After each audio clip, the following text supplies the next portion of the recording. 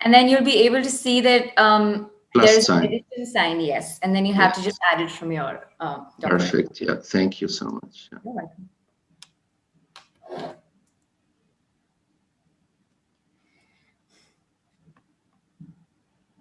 Perfect. Awesome. Yeah. Thank you. You're Okay. welcome. Great. So as soon as we hit a buzz of 12 exact, which is now, I will introduce you. In the meantime, please feel free to put up your slides, and I will just have you introduced to all our attendees, our schools. We have actually teachers signing in, and then the entire class is actually seeing Okay. us from their Zoom room. So that's Okay. great. So, to have a lovely introduction about Mr. Hani Asfour, I hope I'm pronouncing your name right. Perfect. Yeah. He is the Dean of Dubai Institute of Design and Innovation. I'm sure you guys have heard about DIDI. It's one of the most exceptional universities here to engage with, to learn at. His academic experience includes teaching positions at Rhode Island School of Design, Northeastern University, American University of Beirut, and American University of Sharjah. He was recently named as one of the region's most influential 50 architects by Middle East Architecture magazine. Asfour was the founding president of Beirut Creative Cluster and is an advisor of the Beirut Design Week. He's a founding partner of Polypod, an award winning multidisciplinary collaborative design studio in Beirut, Lebanon, that offers integrated design services in strategy, architecture, interior design, branding, web design, development, etc. Polypod was recently awarded the Best Community and Cultural Project at the 2017 MEA Awards for its Anwar Subha Musalla project. It is indeed lovely to have such an accomplished speaker with us today. I am so looking forward to having you speak with us, and I'm definitely going to have my notepad ready because I have a bit of a creative tingle in my head myself. So, all the very best. Over to you, Mr. Hani. Hope you have a lovely session. Thank you so much, Karishni. What a wonderful introduction. I feel honored to be here and very excited to speak to this wonderful audience about future proofing. This is a very challenging period in time. And we at the IDI, we are we developed a curriculum that we think is going to help you be ready for the future. So that's why my talk is called Future Proofing the Next Generation. And we are the Dubai Institute of Design and Innovation. We built a program with MIT, which is the number one university in the world, actually. And I'm very proud to be also an alumnus of this university. I won't tell you when I graduated, I'll give away my age, but I'm very proud of that connection. And the other school we built the curriculum with is the number one design university in the USA, which is Parsons, which is in New York. And I'm happy to say that we continuously have relationships with them. They're on our board of advisors. We are constantly improving our curriculum with them. And most importantly is that we are design and innovation. It's not just design, we are design combined with innovation. And you'll understand why this essential idea of our DNA of combining design and innovation together is what differentiates us and what's going to make you future-proof, this combination of things.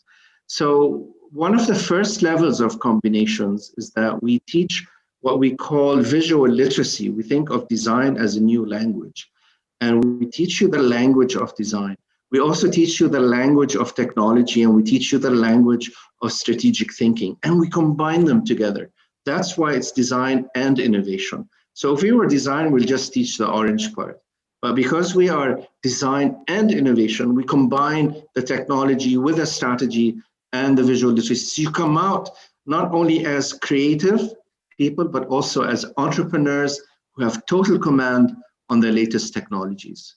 So our mission is to basically find the talented designers and inventors or innovators in the UAE and to be able to become tomorrow's change makers. That's our mission. That's what we are. And we think that our students, what we are building, are superheroes. Now, why do we think that you will be a superhero if you get a degree from DIDI? Because we think you're going to be a change maker for the better, dealing with complex problems. Now, I'm going to make some assertions and you can challenge me on them. The first assertion I want to make is that design matters more than ever. Design's always been there. If you look around you, everything human is designed. Everything around you is designed. And what's interesting is that when we look at a fantastic company like Emirates Airlines, we used to think of the value of the company based on the number of things it had, like the size of the fleet, the objects, the commodities that it has. But today we think of it more about the experience, which is more about the design that goes around the whole service that they provide. So the user experience is an emotional connection. And that's what makes design so much more important. The value of Emirates Airlines is not so much the number of things they have or the size of things they have, but how does it feel for you to be in that experience, in that service? So that's why I make my second assertion is that designers are at the core of the fourth industrial revolution. You've heard of the fourth industrial revolution. But who's going to be the driver for the fourth industrial revolution? My belief is that it's designers who are going to make that difference. Let's understand why. Because the first, second, and third revolutions were actually transforming how we do things. So the human labor, the work, so the machines, the robots, everything is changing the way we work. In the fourth industrial revolution, we're changing the way we think. Human intelligence. So machines are now thinking alongside humans, if not for humans, right? So this is the fourth industrial revolution. That then remains one area where machines are not able yet to take command, which is the emotion.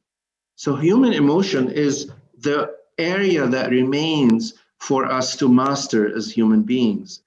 And that's the world where we start demanding for fulfilling experiences or taking each individual's well-being at every level. And this is what design is all about. Design is actually looking at customizing solutions, putting the user in the middle, and addressing their emotional needs. And if you think about the Fitbit, this is where we are today technologically, because it actually combines all of this knowledge and tells you information about you. The next level is emotion, and this is where design comes in. And so design, my third assertion is that designers, we are changing the way we solve complex problems. In the past or in the present today, but not in the near future, when we try to solve a problem, typically we're thinking about profitability in marketing. So those of you who are going to design business school, this is what you will learn. You learn how to make money. And if you go to engineering school, you will learn about how things work. Now, these are very important, but both business and engineering are being transformed today to put the user in the middle. And it's coming from design thinking. That's why design thinking is so important, because we place the user in the middle, and our ultimate goal is to transform their emotional connection, to make their emotional connection a higher level connection. And that's why you find businesses now saying, oh, wait, we need to introduce design thinking into our process so we can make the user productive and make the user efficient. And this is how design is changing the way we even do business, we do engineering. That's why design is such a powerful discipline to learn, because it's transforming everything and it's making human experiences desirable. I'll give you an example that you can quickly relate to. I give you these two cars, pretty much the same on a marketing level, pretty much the same on an engineering level, but you already have a preference for one over the other. You already have, your heart flutters. You make a decision not based on what's inside or under the hood, but actually how it makes you feel and how it makes you look and how you are perceived. All intangible, non-quantifiable, emotional differentiation. So design is differentiation, and design is actually feelings. You make your decision not looking at the inside of the phone, because if you do that, you lose the warranty. You actually decide based on a feeling. Trust me, engineers and business people, that's not what they're trained to do. Designers, we start with understanding the feelings of people. Don't take my word for it. Let's look at the design value index. If you invest $10,000 in the S&P index, you're sure to make a good profit if you invested wisely. But if you invest in a design-led company, like a company that puts design first, like Apple, Starbucks, IBM, Nike, Procter & Gamble, Starwood, Steelcase, Target, Disney, these put design first. And the value is going to be so much higher, even if you invest in them. So this is where the future is. Because design at the end of the day is bridging between strategic thinking and technological thinking, between business and engineering. And that's the power of design. Design humanizes technology. So technology is great. If it's not humanized, it's not going to be helpful.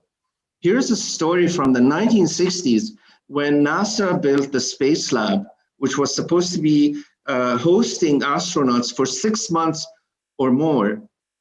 The engineers did not put a window in that tube orbiting the Earth. Can you imagine being in a tube without windows for 6 months in outer space? It took a designer like Raymond Loewy to actually place a window because he was thinking about the emotional connection of the people, while the engineers were thinking that the window will jeopardize integrity of the tube. The designer was thinking, what about the mental health?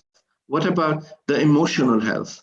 What about the experience of the astronauts? And when they came back, they said the window was spectacular. We were able to keep an eye on home. That's something an engineer could have never thought of. And that's where design comes in. And design makes innovation visible. We teach you all the skills to make complex ideas communicate. So if you have the world's best invention, but you're not able to express it visually or in any other way, it's a useless invention. So design makes innovation visible. And most importantly, if you ask me, it makes it desirable. I'll give you examples about that in a minute. But when blockchains and robots are the norm, we need to future-proof you. We have a responsibility to make sure when you graduate from our university, you have a job, you have work, especially when we know that 85% of jobs don't exist yet. There'll be new jobs. So the first thing we did when we started developing the curriculum, ask, okay, what kind of jobs would these people have? Maybe an augmented reality designer, maybe a chief drone experience designer. And this is where the idea of making technological inventions humanized and desirable. This is a good example. So yes, we can make drones that can carry products, right? We can do that technologically. We can do it strategically from a business perspective.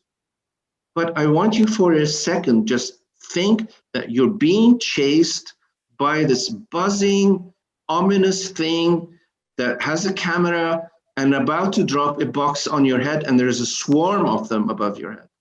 It's a horror scene. No one's thinking about the emotional aspect. So a chief drone experience designer's job would be to build a relationship that would make this technological innovation actually something that is desirable, something that you want, something that you can build loyalty and trust with.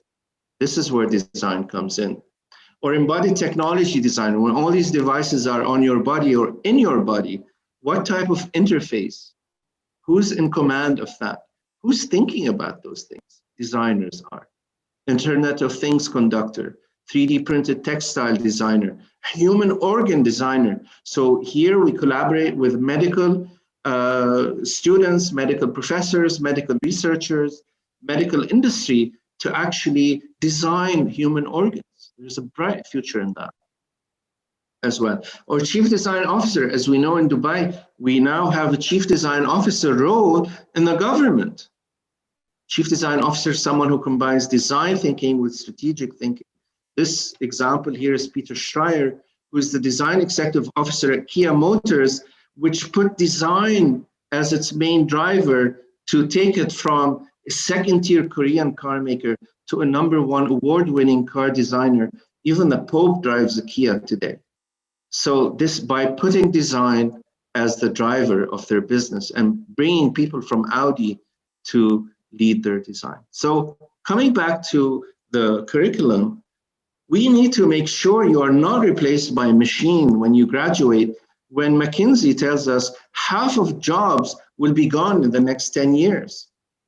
So what we need is what we call combinatory education. So one level, these hybrid skills that we offer you is the guarantee for future proofing you, is through hybrid education. And we do this on many levels. The first level I mentioned is hybridizing design and innovation, thinking of them together at the same time. The second level is when we hybridize visual literacy, technological fluency, and strategic proficiency together. The third level is when we teach you all about conceptualizing, communicating, making, and caring about what you do, which this care is the sustainability and the empathy, which is at the core of everything we do. So we offer 4 disciplines. We offer product design, multimedia design, fashion design, and strategic design. Now, when we map the future jobs, as we did in this exercise, we realize if you study those fields on their own, it's not enough to make you access these future jobs. And that's why in the first year at DIDI, we actually ask you to combine in your second year 2 different disciplines. And this is the 4th level of hybridized learning that we encourage. So you can pick your own path by combining product and multimedia, for example, or product and fashion and strategy. And what's amazing is that what this does, it makes these jobs of the future immediately accessible to you. You have the skill set ready to do, let's say, work with IKEA to do IoT furniture, Internet of Things furniture, smart furniture. Or if you combine product and fashion, go into wearables. Zuckerberg of Facebook, this is where the major investment is going, into smart glasses and wearables. If you study product and fashion together, from the get-go, you will be able to work with companies like Facebook. Interactive clothing, a lot of the companies like Levi's or Philips are combining their efforts together today to create clothing that is smart, that responds to the environment, that responds to your needs, that responds to your devices. Or blockchain interaction. As you know, the UAE has taken the strategy, and His Highness Sheikh Mohammed has committed Dubai to be one of the leading countries to have blockchain as its main technology. Who's going to design the interaction of blockchain with the user? Who's going to design the front end of this? You are, if you study multimedia and strategy. Fashion and strategy, thinking about how to make fashion ethical, accessible, socially responsible, not wasteful, environmentally friendly. This is what you will learn. Or chief design officer, which is a big role in the UAE government. Underlying all of this is design thinking, and this is the key to innovation. This is my 5th assertion and last assertion of today. So when you are learning how to think like a designer and how to solve complex problems like a designer, you're learning to empathize. And as you're learning to empathize, you're learning how to tolerate, which is one of the values of the UAE. Or when you're learning to identify a complex problem, you're learning to think critically. Or learning how to collaborate when you're ideating, which is a skill not so easy to develop. And when you're learning to prototype, you're learning to communicate complex ideas, make them accessible to your audience, to your clients. And if you are actually Testing, which we recommend as the fifth step of design thinking. You're learning the humility to listen to your user, to accept the critique and the feedback they give you. And then we're teaching you how to persevere, to continuously keep trying to improve your solution. And what we've discovered is what we are teaching design thinking as a core educational driver for you is that we're teaching you life skills. These are the lifelong skills that will make you succeed, like complex problem solving, critical thinking, and creativity. These three combined are basically the top three skills that the World Economic Forum has identified as the keys to success in the fourth industrial revolution. When you look at them, these are design thinking approaches. And that's why design is the main driver for the fourth industrial revolution. In the 3 years that we've been around, we've tested this with so many amazing partners from the MBRU Medical University. As I mentioned, designing with medicine is the future. With Expo 2020, we're developing costume designs for the opera. With GITEX, we've represented Dubai Holding with new innovations. With Vitra, the students have designed futuristic chairs.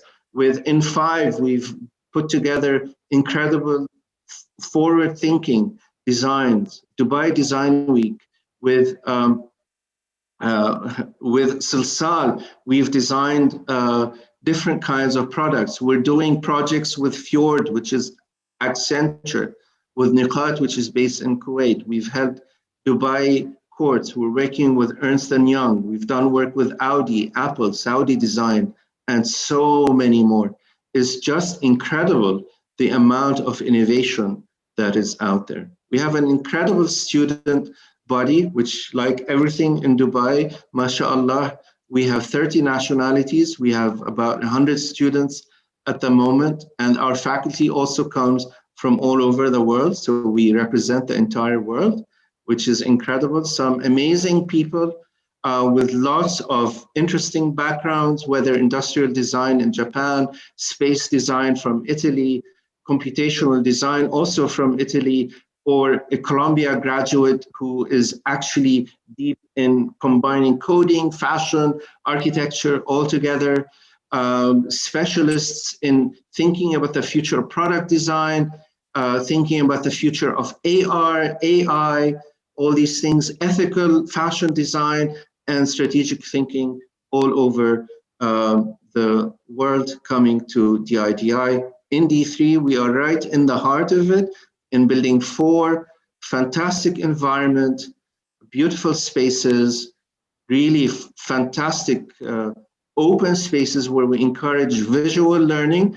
As visual designers, we want you to be able to see what everyone else is doing because you learn by looking, you learn by seeing, as well as in the studio. We have all the latest tools and technologies, quite diverse group of students, fantastic environment.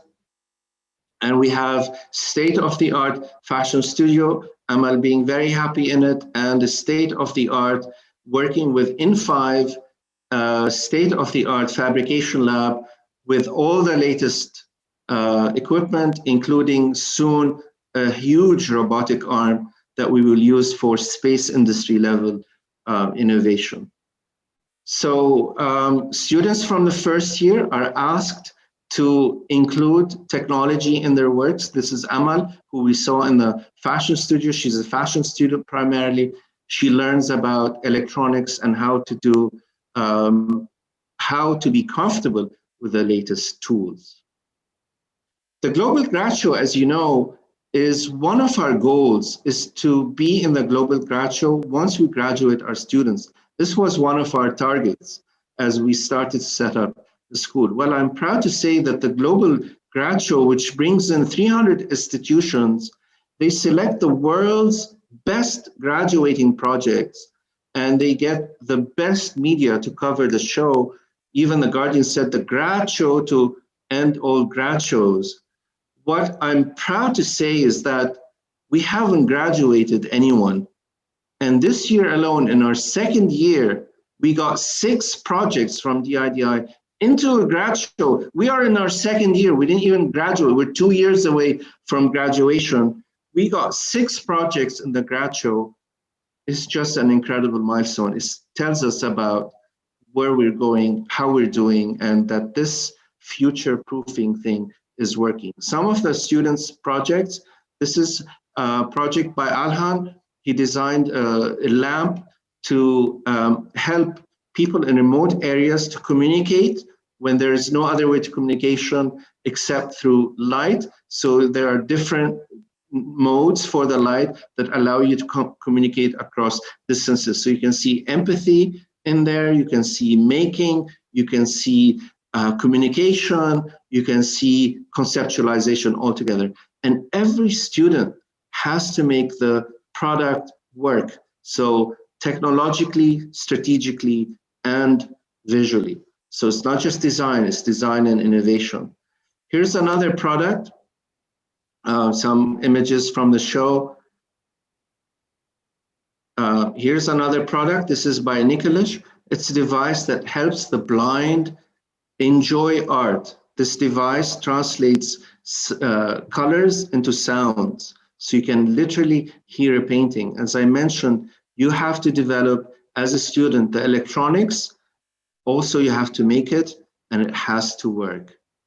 This is another project by first-year student. This device senses your stress through brainwaves, and it actually gives you a hug when your brainwaves go down to a certain level, which indicates that you are in a stressful mode. These are all about social distancing. And these are drawings by a first-year student showing the technological and technical skills that we teach and we want our students to have. So if you don't know how to draw, we will teach you also how to do that. This is Amal again. She grew her own fabric, trying to be ethical by not killing animals, by ethical by not polluting, by making a product that is biodegradable. And so she created this whole material and tied it to an emotional concept, which is about body shaming. This is a group of students who have received funding now from 2 different venture capitals, where they are translating using the waste products from date farming, which is a local production, to make new materials. And this is from an ex-medical student who's now at DIDI. She created a mouse that senses your stress levels. Again, they have to work. We did work also with different people at Dubai show. This is a student that combines product design with fashion design, where she developed a system of creating upcycled denim using laser cutting, which is quite innovative. This is the power of combined learning. So thinking about ways that were not possible before. This is another type of social distancing lamp, and this device actually measures your circadian, which is your sleep pattern, and decides whether you can have your phone back or not to ensure you have proper sleep. This one uses carbon dioxide related to weight loss and to grow your own plants. So it creates a symbiotic relationship between your health and the health of the plants in your house. You just get the idea of what we have. We call it studio culture, where it's a culture where students learn together. They learn how to make robotic pets in the first year. And the studio culture is about sharing that knowledge. So instead of an exam, we have an event, which is a petting zoo. So everyone from the public can come and listen and see your products, show and tell. This is how we teach. We learn about the human senses and how we can enhance them or suppress them with different inventions and solutions. And we actually we care a lot about our fellow humans. This is Abdulaziz designing a device that will help the blind navigate without a cane.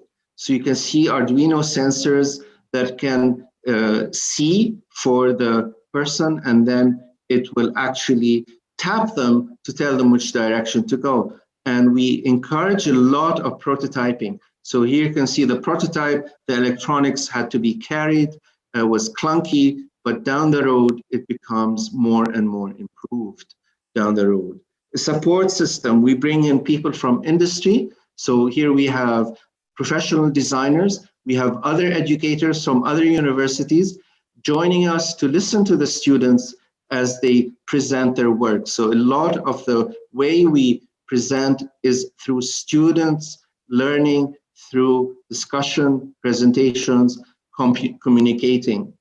We teach rigor, how to make the project work and how to actually build it. So all the pieces were laser cut by the students, custom made to make the product work in the end. And we learn a lot from failure. It's very safe to fail at the IDI. It's very important that you fail often because that's the way you're going to learn. So these are the different trials that these students had done in order to get to this fantastic project in the end. And proof of concept is very important for the students to be able to do that. I will skip the next part, which is about project design space, which is, I'll just briefly go over it, which is a program that we offer to high school and middle school students across the region. We started with 50 schools. Now we have around 5,000 students participating to encourage young people to actually participate in design thinking. We do this with an amazing group of consultants called Bond Education. Here we see the client from Dubai Holding. This is Anthony and our professor Carlos reviewing the work, the astounding work of students thinking about an environmentally friendly water park that is owned by Dubai Holding. So these are real projects that the students work on with real clients. Anthony from Dubai Holding, who's head of marketing, and from the whole virtual world today. This was pro-COVID, pre-COVID, and the one on the left is how we do it now with COVID. So as you can see, we started with 5 schools, over 100 schools, over 4,500. We get real projects from amazing companies like Lego, Adidas, IBM, you name it, and from NGOs doing wonderful work like Emirates Nature and the Emirates Marine Environmental Group, who's protecting the turtles in Dubai. Very happy people from all over the place. So our students are not just doing design, they're combining design with all these amazing things. And this is what we call the DIDI ABC, like 3D scanning, 4D printing, AI, bioplastics, computational fabrication, etc., space exploration, robotics. This is what makes us the IDI. So when you're being asked to do the moonshot, which is basically thinking about technology or advancement or innovation, what we teach you at the IDI is all of that and how to make it humanized, how to make it meaningful, and how to make it desirable. This left side of the equation is what is missing from today's education. And this is how DIDI fills that very important gap in the way we teach. And this is how we're going to reach fulfillment in the 4th industrial revolution. And that's why I think you must agree with me that what we are teaching are superheroes of the future, and that's who we think you are. Thank you so much for your time. This is my talk. I'm here to listen to any concerns or questions you have. I'm sure you have lots of questions to ask. Thank you so much. Students, you can either unmute your mics and speak up, or you can put your questions in the chat box. Yes, Harvey, I will allow you to talk. Yes. We can't hear you, Karishni. I cannot hear you at least. Oh, can you hear me now?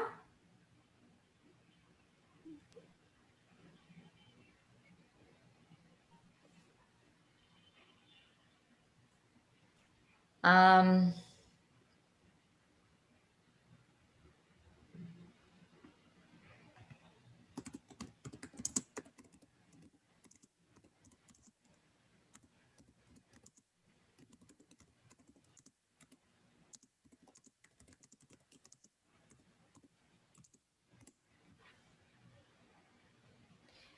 Yes, Harvey, can you hear me? Yes. Okay, awesome. Yeah. Harvey has raised his hand and I've allowed him to speak. Harvey, would you like to tell us what you want to ask Mr. Hani?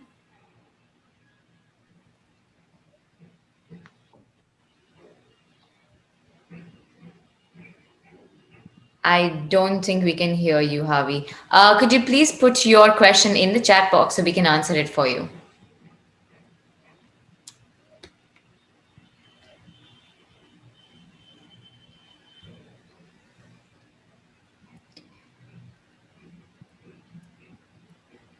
Oh, he wants to ask whether DIDI has students from desk and how do you actually apply to DIDI?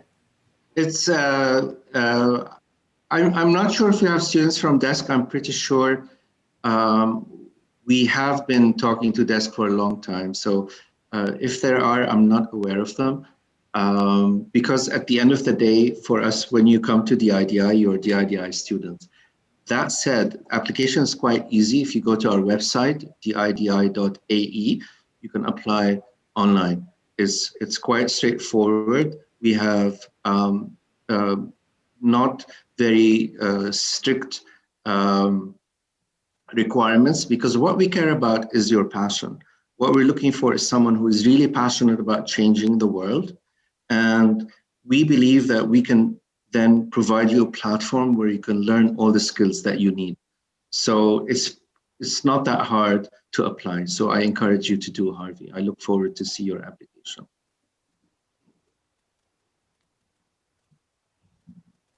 Does anyone else have any other questions?